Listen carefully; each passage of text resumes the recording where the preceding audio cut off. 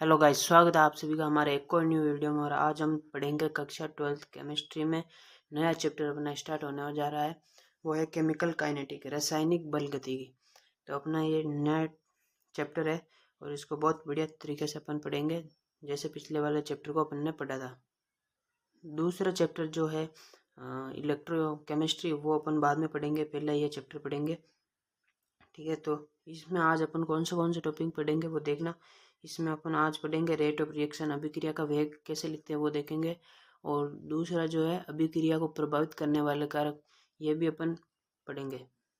ठीक है, तो शुरू करते हैं आज का वीडियो। तो सबसे पहला हेडिंग डाल दिया आप, अभिक्रिया का वेग, रेट ऑफ रिएक्शन। अब रेट ऑफ रिएक्शन कैसे लिखते हैं, आप सभी को पता होगा कि जब अपन कोई अभिक्रिया लिखते हैं तो अपन को पहले अभिकारक दिया जाता है, रिएक्टेंट, फिर उससे अपन जो है उत्पाद बनाते हैं, उसे बोलते हैं अपन प्रोडक्ट। ये रिएक्टेंट का सिंबल आर है और प्रोडक्ट का सिंबल पी है। ठीक है, इतना आपको समझ में आना चाहिए। उसके बाद में देखना, ये अपन ने रिएक्टेंट लिया और ये प्रोडक्ट बना अपने। ठीक है, तो टी बराबर 0 टाइम पर, 0 समय पर अपने पास जो रिएक्टेंट अपन ने लिए है वो मान लो 10 है।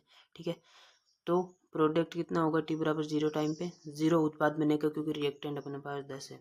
और टी बराबर 1 समय 1 मिनट पर अपने पास 8 रिएक्टेंट रह जाते हैं और 2 प्रोडक्ट बन जाते हैं। ठीक है, 2 उत्पाद बन जाते हैं।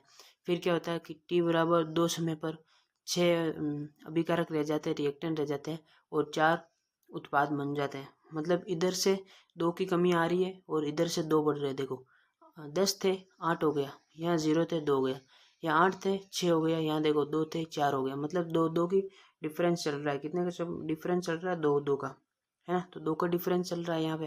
तो ऐसे क्या, यहाँ से टी बराबर 3 टाइम पर क्या होगा, यहाँ पे 6 से 4 हो जाएगा और यहाँ 4 से 6 हो जाएगा।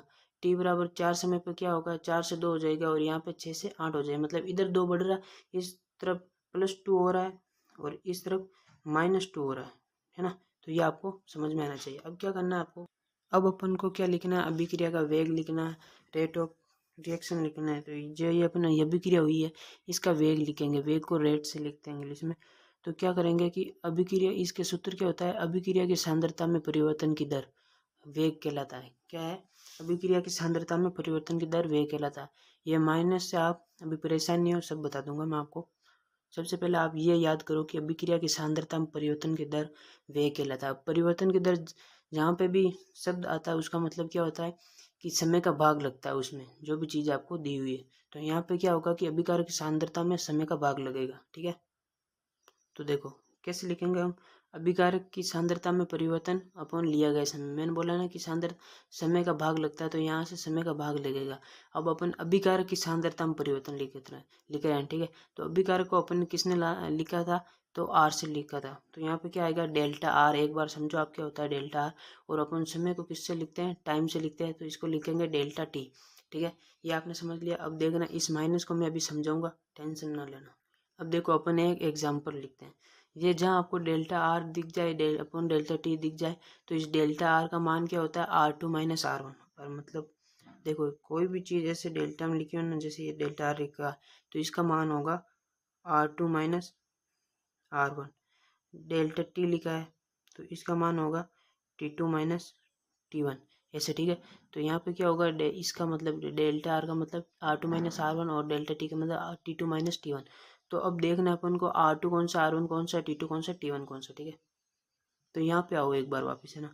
तो यहाँ पे अपन ने मान लिया कि ये R1 है, माना है। आप 10 को भी R मान सकते हो, 6 को भी मान सकते हो, किसको भी मान सकते हो, लेकिन अपन ने R1 8 को माना R1। तो इधर ये 2 हो जाएगा, ये कौन सा हो जाएगा, P1 हो जाएगा उत्पाद। फिर यहाँ से कौन सा हो जाएगा, ये R2 माना है 4 को, तो यहाँ से ये 6 हो जाएगा P2। अभी आपको ध्यान क्या रखना है कि टाइम कौन सा है। तो ये देखो R1 पे टाइम कितना है, ये T1।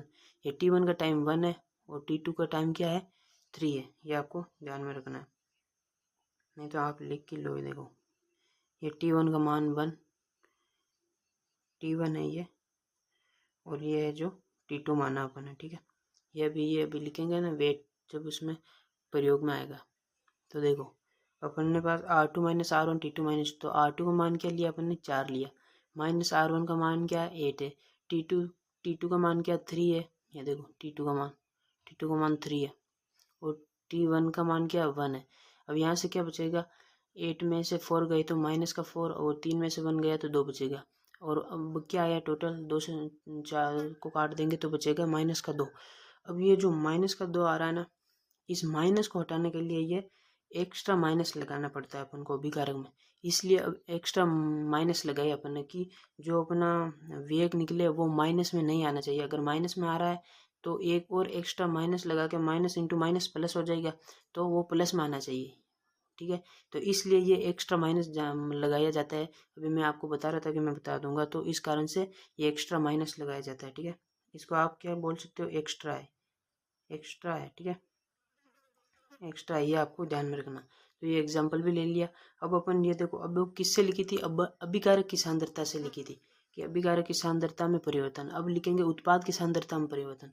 ठीक है, तो क्योंकि अभिकारक 2 से घट रहे थे, -2 हो रहे थे, है ना, यहाँ से -2 हो रहे थे। ये देखो कि 4 से 2 हो गया मतलब -2 कम हो गए, यहाँ से 6 से 8 2 हो गया मतलब +2 हो गए थे।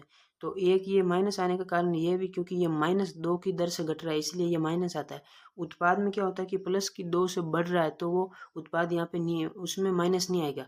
सिर्फ माइनस किस में आएगा, अभिकारक की सांद्रता में परिवर्तन। जब आप लिखोगे वेग लिखोगे अभिकारक से तो माइनस आपको एक्स्ट्रा लगाना है। ठीक है, अब अपन देखेंगे उत्पाद की सांद्रता में परिवर्तन से वेग लिखेंगे। ठीक है, तो अभिकारक से आई होप आपको समझ में आ गया होगा। ये एग्जाम में पूछा भी जाता है, इससे आपको क्वेश्चन देंगे और वेग पूछेंगे। ठीक है, तो अब देखते हैं अपन उत्पाद की सांद्रता में परिवर्तन।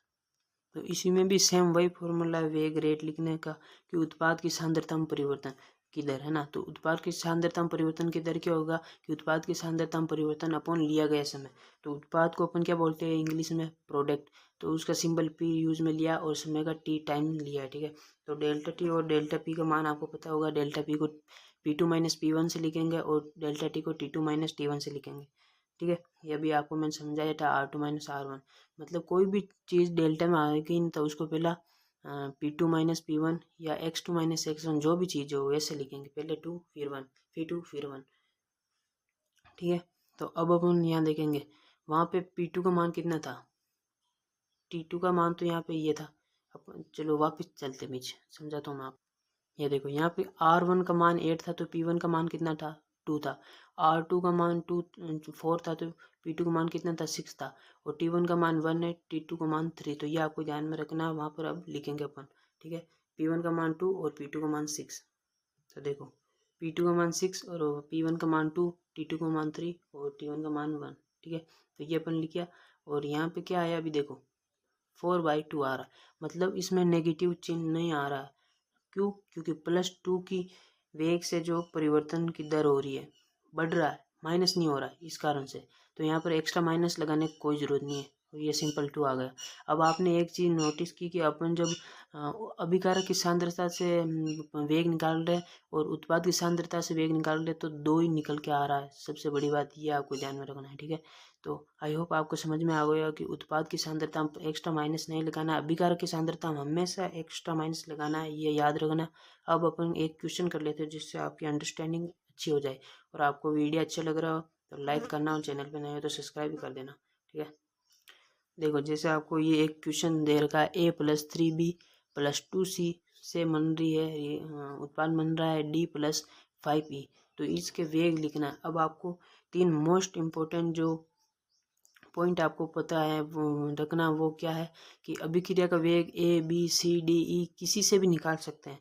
आपको ये जरूरी नहीं है कि आप ABC से ही निकाल सकते हो या DE से भी निकाल सकते हो, किसी से भी निकाल सकते हो। बस ध्यान में आपको क्या रखना है कि अभिकारक से वेग निकालते लिखते समय एक्स्ट्रा माइनस लगाना, जो कि आपको मैंने बताया था। और हमेशा रस समीकरण में के जो गुणांक होते हैं उससे भाग देना ना भूलें। मतलब रस समीकरण में के गुणांक कौन से होते हैं, ये बी के आगे कौन लिखा है तो 3, तो 1/3 से भाग दोगे। बी के आगे क्या, सी के आगे क्या लिखा है 2, तो ये नहीं कि 2 लिख दो, नहीं 2 से भाग दोगे, नहीं 1/2 से देना। इसके आगे क्या है, ए के आगे 1 है तो 1/1 से भाग दोगे। डी के आगे क्या है 1 है तो 1/1 से भाग दोगे। ई के आगे क्या है तो 5 है तो 5/1/5 से भाग दोगे। ये होता है रस समीकरण में गुणांक। ठीक है, तो अपन अब इसका आंसर निकालते हैं। तो देखो अब अपन ए से वेग निकालेंगे, तो ए से वेग निकालेंगे तो क्या लिखेंगे, delta A upon delta T. ए में परिवर्तन की दर समय के सापेक्ष, ठीक है, तो अपॉन डेल्टा टी। लेकिन आपको पता है कि अपन ये ए क्या अभिकारक, तो इसके लिए एक्स्ट्रा माइनस लगाना पड़ेगा, तो ये मैंने एक्स्ट्रा माइनस लगाया ये। अब आपने ध्यान से पढ़ा होगा तो मैंने यहाँ पे एक चीज़ लिखी कि हमेशा रसमी की मिति गुणांक से भाग लगाना है। तो यहाँ पे एक के आगे कितना है कि एक है सर, तो एक के लिए अपन क्या करेंगे, एक से भाग लगाएंगे, ये 1/1 ऐसे लिखना है, ठीक है, ये 1/1 लगाया मैंने, ठीक है। अब अपन बी से लिखते हैं, बी से कैसे लिखेंगे देखना, बी से कैसे लिखेंगे कि बी डेल्टा बी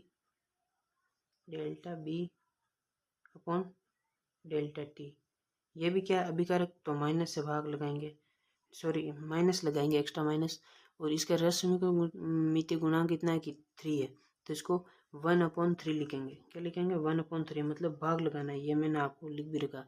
अब लिखेंगे अपन सी से, तो वही आपको लिखना है, फिर delta C upon delta T, इसमें भी ये अभिकारक है तो माइनस जरूर लगाना आपको, और इसके आगे कितना है 2 है, इसके आगे कितना है 2 है, तो 1/2 से इसमें भाग दे देना, तो ऐसे लिखना आपको, ठीक है। आई होप आपको ये समझ में आ गया।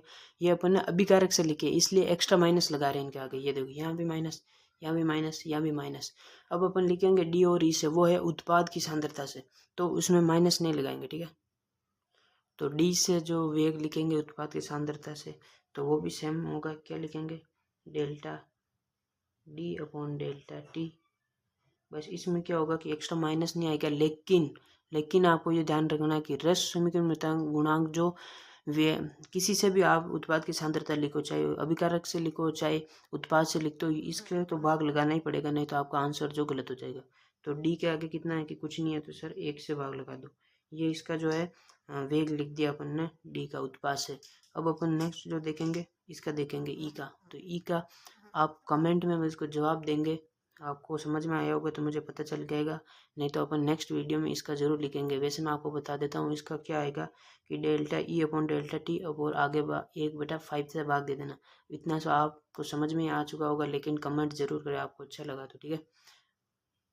अब आपके लिए एक मस्त बढ़िया सा जो है क्वेश्चन लेते हैं, ठीक है।